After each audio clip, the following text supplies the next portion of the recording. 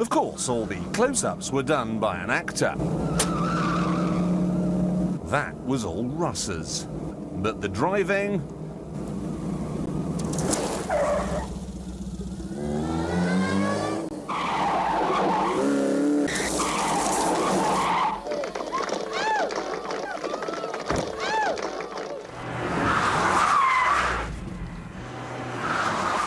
Meet Russ Swift.